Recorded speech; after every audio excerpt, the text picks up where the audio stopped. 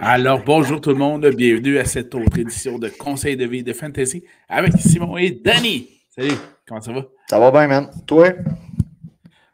Toujours sur le Euh, décalage horaire. toujours. Toujours Pour sur ceux le qui ne le décalage. savent pas, ceux qui ne l'auraient peut-être pas remarqué malgré les quelques publications que nous avons faites en direction de Los Angeles, eh bien, Ouais. nous étions à l'ouest du pays, en Californie, pour regarder 2 matchs de football, non pas un, mais bien 2 matchs de football. Alors, on a été voir le match des Panthers de Caroline contre les Rams au SoFi Stadium le dimanche. Et le Monday night, les Broncos de Denver qui rendaient visite aux Chargers, toujours à ce même fabuleux SoFi Stadium. Donc, moi, j'ai pu cocher Monday Night Football de ma bucket list sportive. Et voilà, exactement. Puis c'est pas mal ce qu'on a fait. C'était toute une première. On était 5 gars. Puis effectivement, c'était toute une première pour chacun d'entre nous. Donc, pouvoir assister à un match en direct du Monday Night Football. Belle expérience. Un match qui s'est soldé en plus en prolongation aussi. Donc, si on récapitule, on fait une petite récapitulation de ma bucket list sportive. Il y a le match sumo qui est toujours pas fait et le match de d'or. Moi, j'ai tout le temps voulu m'écraser dans le pit en l'air, là, où est-ce que le monde, là, OK. puis rien voir, mais applaudir comme un trou. Fait que, ben chaud, Personnellement, puis personnellement, moi, j'ai sur ma bucket list, il me manque également aussi le championnat du monde de snooker. J'ai toujours adoré ce sport qui est légèrement différent du billard, mais surtout de pouvoir aller se rendre là pour encourager les joueurs, mais en ne faisant rien parce qu'il faut être silencieux. Alors, concept assez particulier. Mais voilà. Mais, mais On a... le, mais le sumo, moi, c'est vrai, là. Oh, ouais, snooker aussi pour moi. Là. OK. Grand amateur de snooker. Là. Alors voilà. On a donc fait un superbe voyage. On a en plus agrémenté ça d'une visite de Los Angeles le samedi avec le Walk of Fame, Hollywood Walk of Fame. On a été à l'observatoire au top d'Hollywood avec la vue imprenable sur la ville, sur les lettres d'Hollywood dans la montagne. Incroyable. Puis le lundi, pourquoi pas aller à Disneyland dans Star Wars Galaxy Edge. Alors, les geeks étaient plus que satisfaits, étaient ravis. Alors, tout un voyage. En plus de tout ça, moi, le vendredi, je me suis fait fouiller 2 fois. J'ai passé 2 fois j'ai passé 2 fois à l'inspection. J'ai eu le temps de m'obstiner avec un aîné que j'ai calmé à ma manière, tout en le bouchant un petit peu. Tout à fait. Tout à fait. J'ai été l'adulte face à une tête blanche. Oui, j'étais fort impressionné d'ailleurs. J'ai J'étais essayé de fort suivre ton impressionné et tous exemple. les gens qui nous entouraient. Donc, Voilà. beaucoup d'action vendredi. Beaucoup. Et ça, c'est juste à l'aéroport. Alors, voilà. Un jour, on va faire un podcast juste sur le voyage et le premier épisode va être sur mon vendredi à moi. Juste moi. Et ce sera tout un épisode. Si on revient Fuck. à aujourd'hui. Ah, c'était incroyable. C'était Ouais. c'était incroyable.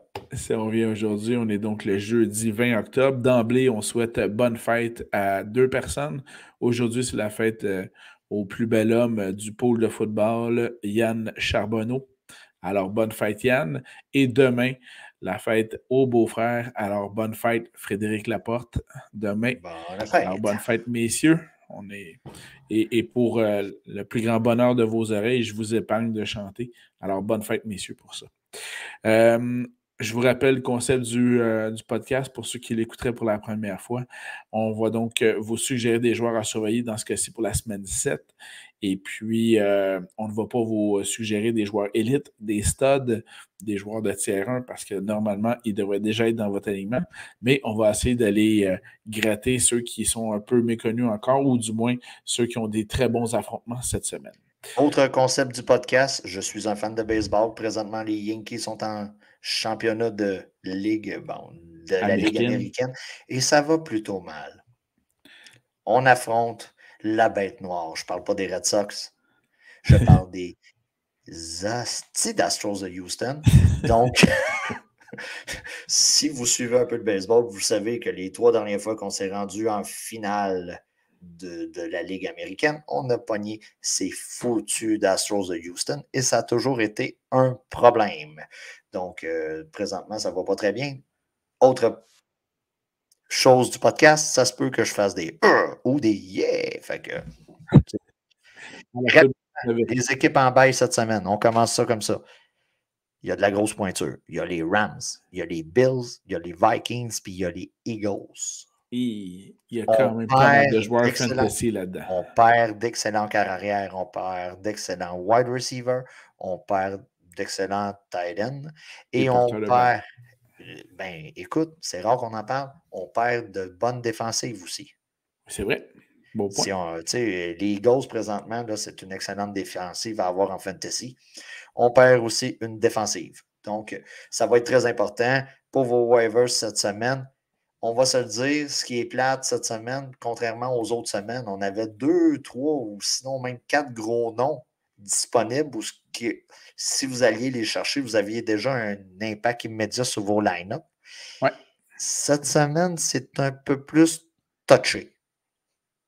Oui, parce qu'on n'a pas gros à donner. Fait que commence ça tout de suite. Écoute, au poste de corps arrière, si vous avez écouté les épisodes précédents, vous allez dire, il les a déjà nommés. Mais c'est la réalité.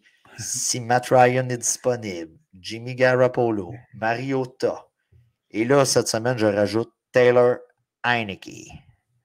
Dû à c'est le doigt de Carson Wentz qui s'est fracturé. Donc, on parle d'une absence de quelques semaines.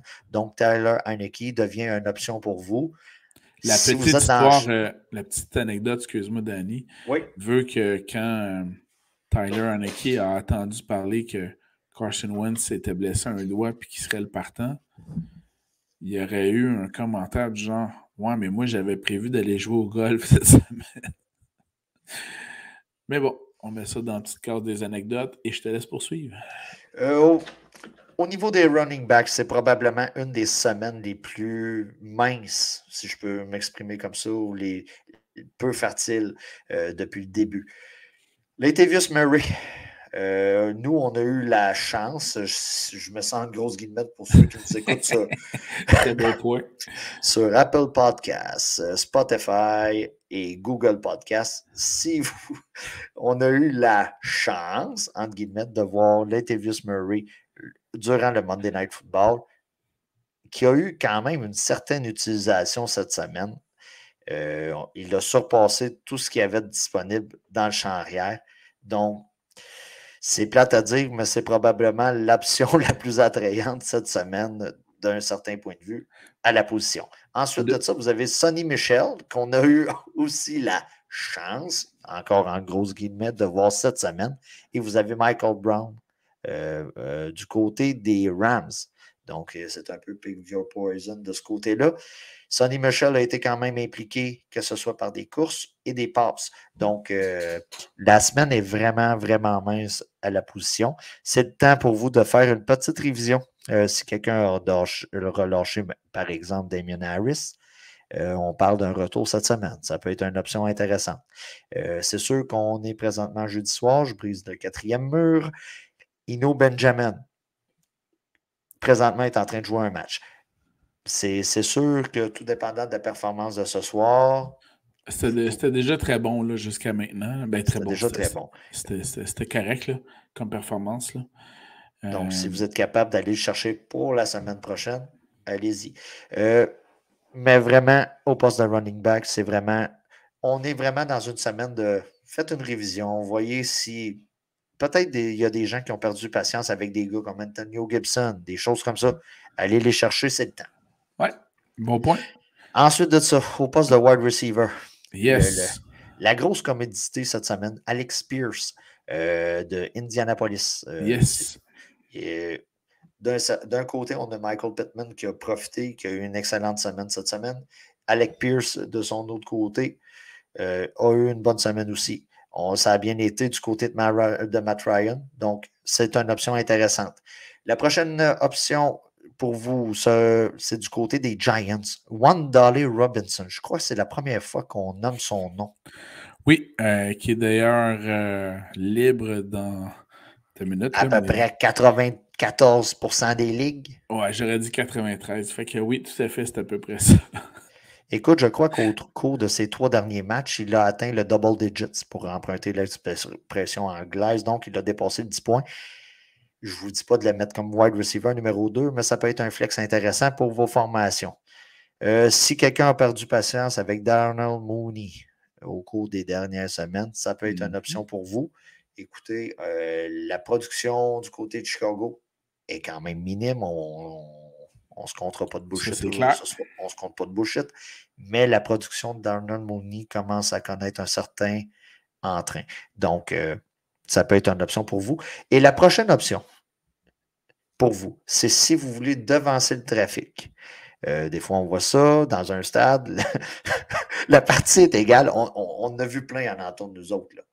Le score est égal, puis les gens veulent sauver le trafic, puis ils partent avant tout le monde, puis il manque le résultat du match qu'ils ont payé cher pour voir. OK? Chase Claypool, présentement, du côté de Pittsburgh, il y a énormément de boucan par rapport à une transaction du côté des Packers. Il y a énormément de boucan pour Chase Claypool. Donc, si vous voulez devancer... J'aimerais ça aux 2 points de vue. Parce que d'un point de vue fantasy pour les Steelers, ça donnerait tellement plus de temps de jeu à mon George Pickens. Ça serait écœurant. Puis de l'autre côté, ben, ça va donner encore plus d'armes à Aaron Rodgers, évidemment aussi. Donc, c'est une des grosses rumeurs présentement dans la NFL. Certains joueurs ont demandé des échanges. Il y a Jamar du côté des Jets. Les Jets. Ça va être une situation à observer, peut-être que à suivre, à surveiller. Peut-être que les Packers vont prendre cette voie-là aussi. Donc, surveillez ça de ce côté-là. Du côté des Titans. Juste avant de commencer les Titans dans les agents libres, pour ceux qui n'auraient pas cliqué encore, c'est le moment d'aller chercher un joueur qui est disponible dans 78% des ligues encore, un certain receveur de passe des Lions de Détroit. Et je nomme Jameson Williams, encore disponible dans de nombreuses ligues. Il devrait, je crois, faire ses débuts cette semaine, ses débuts de saison et de carrière avec les Lions de Détroit. C'est quand même un des receveurs de passe les plus électrisants. S'il n'était pas blessé dans les derniers matchs, dans le dernier match de sa carrière universitaire, il aurait été pris dans les 10-15 premiers joueurs de la ronde 1. Là. On va se dire la vérité. C'est probablement une des plus grosses différences entre le mode Redraft et Dynasty. Probablement qu'en Dynasty, le gars n'est tout simplement pas disponible depuis votre repêchage. Voilà. Okay? On s'entend là-dessus. Tu t'as repêché ce gars-là en Dynasty. Tu as été le chercher pour l'avenir. On s'entend là-dessus.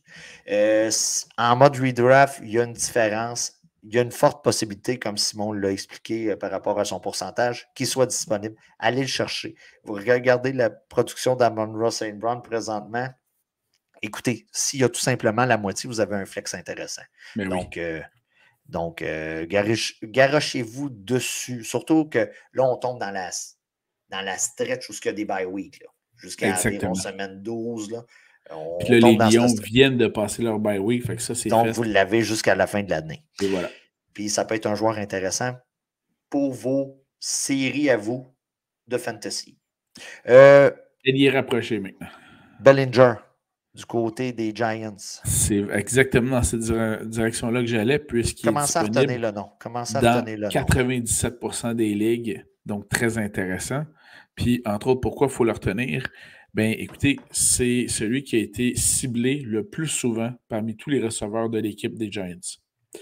Les Giants, on le rappelle, ont quand même une très belle fiche. Cade Otton du côté de Tampa Bay. C'en est un autre qu'il faut commencer à... Oui, avec la blessure à Cameron Bratt, tout à fait. Puis là, je ne sais plus c'est quoi le nombre de semaines de ce côté-là. C'est-tu clair? Mais ça s'enligne pour être un long congé. Donc, Cade Otton du côté de Tampa Bay. Et Noah Fent qui commence à avoir un certain gain de vie là, de ce côté-là, du côté de Seattle.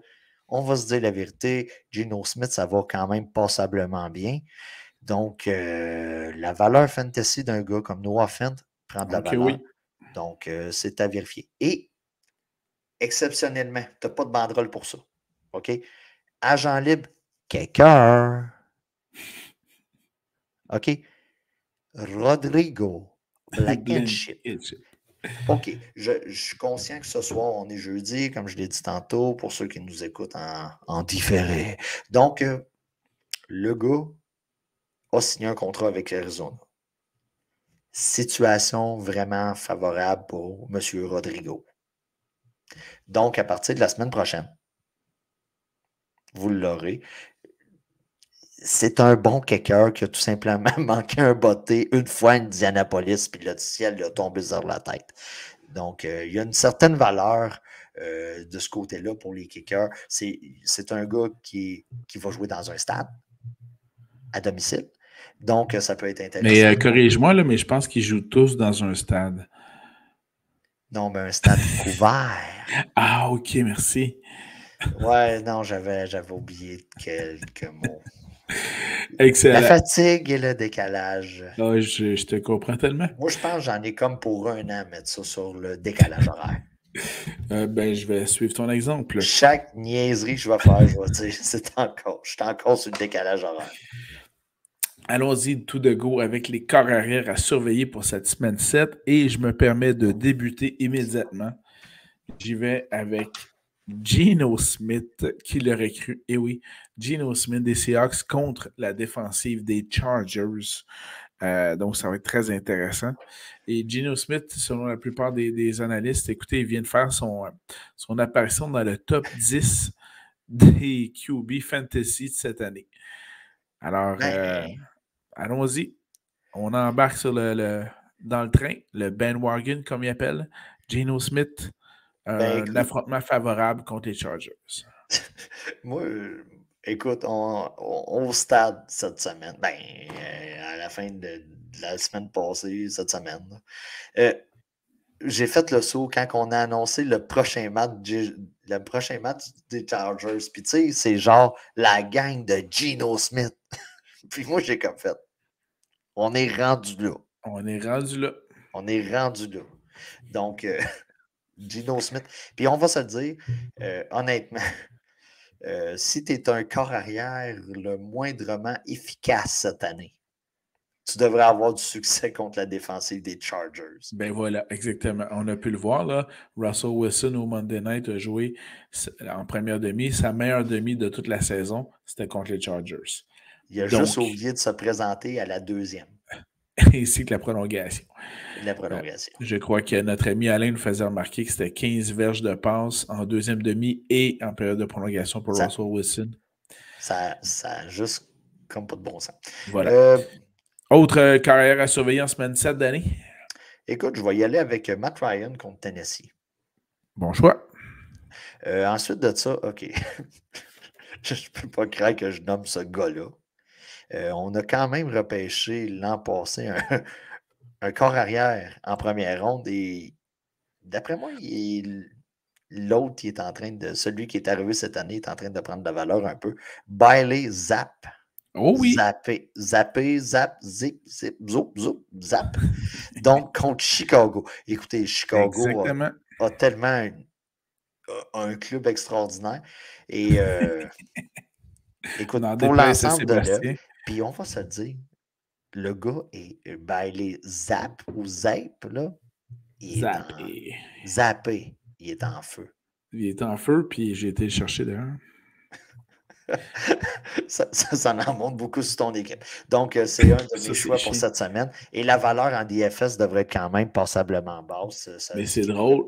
Il y a une nouvelle que j'ai lue aujourd'hui qui vient de sortir. Et justement, il apparaît que les relations entre Mike Jones et les Patriots sont plus tendues dans les dernières semaines. Voilà. Donc, des fois, quand tu amènes un peu de compétition, hein, c'est ça que ça donne. C'est ça que ça donne. Je vais y aller de mon côté avec un joueur qui a été blessé pendant de nombreuses semaines et que enfin son équipe a perdu pour lui permettre de reprendre son poste de partant. Je nomme ainsi Dak Prescott à surveiller. C'est son retour. Évidemment que les Cowboys attendaient que Cooper Rush perde avant de l'intégrer parce que sinon ça n'aurait pas été vraiment très brillant. Puis même dans le match qu'ils ont perdu, Cooper Rush n'a pas si mal fait que ça. C'est Non, une non, défaite ça... d'équipe là-dessus.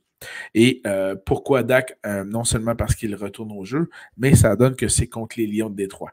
Donc l'affrontement est extrêmement favorable pour des C'est beaux. juicy. C'est très juicy. C'est juicy, là. C'est un genre d'affrontement, là, écoute, 34-31. Fait que c'est bien des points, bien des verges de chaque côté, bien le fun de ce côté-là. Puis de mon Une mine côté, d'or fantasy. ouais, ça, on aime bien ça. Puis sinon, le carrière qui affronte la pire défensive contre le jeu aérien, qui sont les Falcons d'Atlanta, c'est Joe Burrow. Est-ce que Joe Burrow fait partie de l'élite?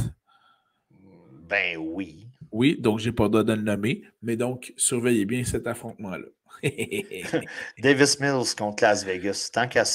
Moi, on se pose pas la question si le gars est dans l'élite. Donc, Ça, c'est clair. Davis Mills contre Las Vegas, pour moi, est un match-up très intéressant. Pour l'ensemble de l'œuvre de la défensive de Las Vegas, on va se dire la vérité là-dessus. Là. OK. Ben, dans ce cas-ci, allons-y avec les porteurs de ballon. Kenneth Walker contre les Chargers. Là, vous semblez remarquer une espèce de tangente qu'on prend, moi et Simon, là, sans vraiment se consulter. Les principaux éléments contre les Chargers du côté de Seattle, on les habille. Et voilà. Et je précise que Kenneth Walker était présent sur 69% des jeux offensifs de son équipe la semaine dernière. Et donc, ça, c'est un gars. c'est du volume, là. C'est du volume. C'est un gars qu'on a. Tu sais, quand on parle cette semaine que les waivers étaient minces, faibles, peu importe l'expression qui n'est pas positive là, que vous pouvez utiliser, mais Kenneth Walker était disponible la semaine passée, mais souvent dans un de vos pools. Donc, vous voyez, les semaines se suivent et ne se ressemblent pas du côté des waivers. De Donc, mon côté, le départ de la semaine au poste de porteur de ballon durant la semaine 7, c'est Ramondre Stevenson des Patriots contre celle qui est la deuxième pire défensive contre le jeu au sol, celle des Bears. Puis ça donne que Ramondre était présent sur 86% des jeux offensifs de son équipe. C'est énorme. Là, c'est du volume, volume, volume contre une défensive qui en arrache. Donc, c'est le bon moment. Le seul problème avec M. Ramondre, le retour de Damien Harris. Donc, est-ce qu'on va baisser un peu son utilisation? J'ai l'impression que Écoute, oui. passer 86% des jeux offensifs Mais à mettons, si on se rend 64, mais si on se rend à 75, 70, c'est quand même très intéressant de ce niveau-là. Et voilà, exactement. Juste pour renchérir sur ton point. Moi, Ezekiel Elliott, OK? Pour moi, le gars n'est plus top 10 depuis au moins un an, pour ne pas dire 2 ans. Moi, j'allais dire 2 ans, mais oui, OK. Ben, tu sais, je veux pas avoir l'aide du gars qui exagère. Là. Donc, depuis environ un an ou 2 ans, ce n'est plus un gars top 10 pour moi. Surtout depuis l'apparition de Tony Pollard dans le champ arrière. Ouais. Donc, que vous ayez Pollard en poste de flex ou Zeke, maximum running back numéro 2, c'est rendu pas mal son plafond à lui. Contre Détroit, normalement, ça devrait être un match-up juicy, juicy, juicy. Oui, puis d'autant plus que malgré la présence de Pollard, Pollard a joué la semaine dernière sur 40% des jeux offensifs de son équipe et Zeke, c'était 61%. Donc le volume demeure présent, même si ça ne répond pas toujours à nos attentes là, dans son cas. Puis, tu sais, on va se dire les vraies affaires. Si ça ne serait pas du salaire qui commande, puis du plafond, puis tout ça, la partie salariale du contrat, d'après moi, Zeke aurait été relâché ou quelque chose comme ça depuis Ouais, du moins, très il aurait longtemps. été benché plus souvent, ça c'est clair. C'est ça. Moi, je vais y aller avec du côté de Josh Jacobs des Raiders qui joue contre la formidable défensive de Houston, la 5e pire défensive contre le jeu au sol.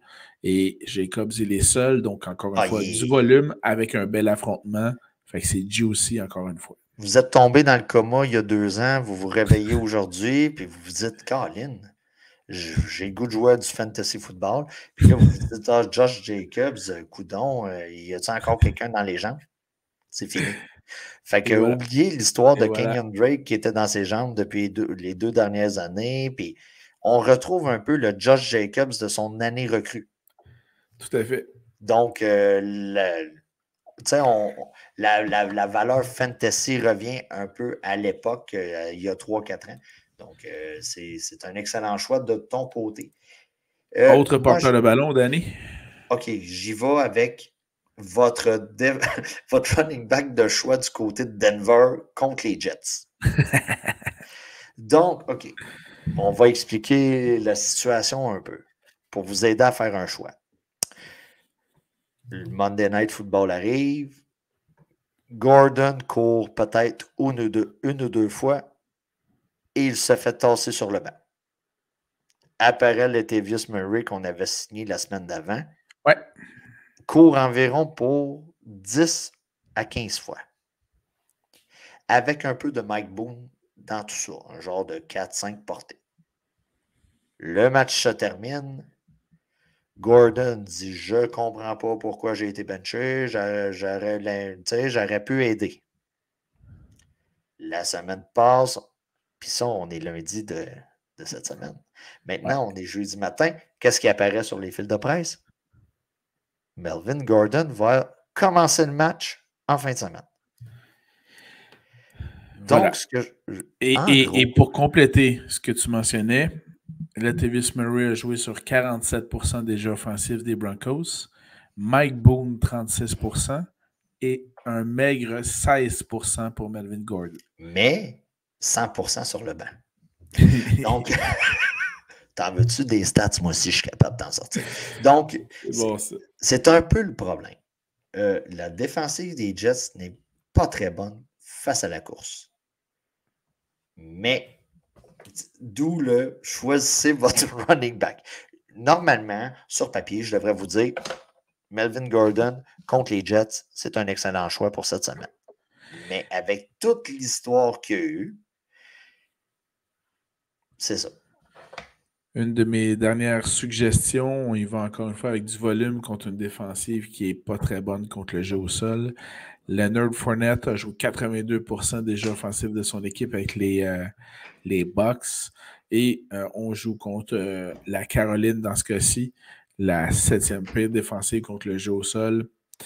Encore une fois, volume avec un affrontement intéressant à surveiller.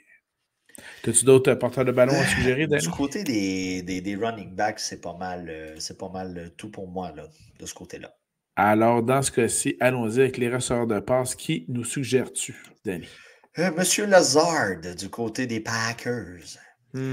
Contre Washington. Normalement, bon, on a connu une contre-performance la semaine passée contre les Jets du côté des Packers. On va se dire les vraies choses.